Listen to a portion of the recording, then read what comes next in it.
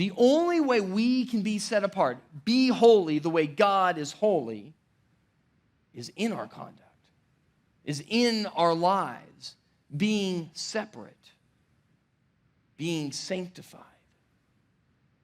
You see, holiness is not a matter of perfection or getting ourselves cleaned up or any of those things. Holiness is us being set apart for God's purposes. We talked about this last week. It's that our lives are used for God's kingdom. We are tools that God utilizes here on earth. That's the point. So let me ask you a question. Why do you struggle with the sins that you struggle with? Why doesn't God just take them away from us? If he wants us to be holy, and he's all-powerful, this is totally within his wheelhouse. He could totally do this. So why doesn't he?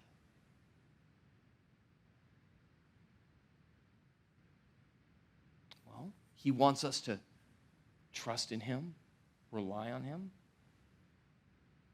But you know what? When he conquers that sin, or when your hope is placed fully on the grace that is to come, guess what those around you are going to see and experience through your life?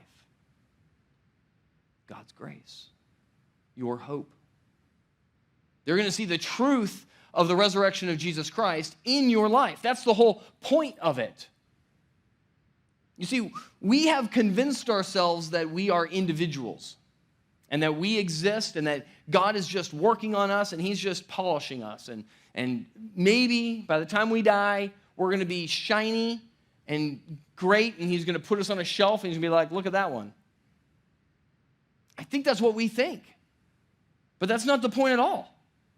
He wants us to be holy, to be set apart, to be used for his purposes. The only reason that you struggle with depression and discouragement and frustration in your life is so that you can maintain a joy and a hope on Jesus Christ and his resurrection, hoping in the day to come, so that others will go, how in the world do you have hope in the midst of these circumstances? And you go, because my hope isn't resting on something that's fragile and fallen. My hope is in Jesus Christ.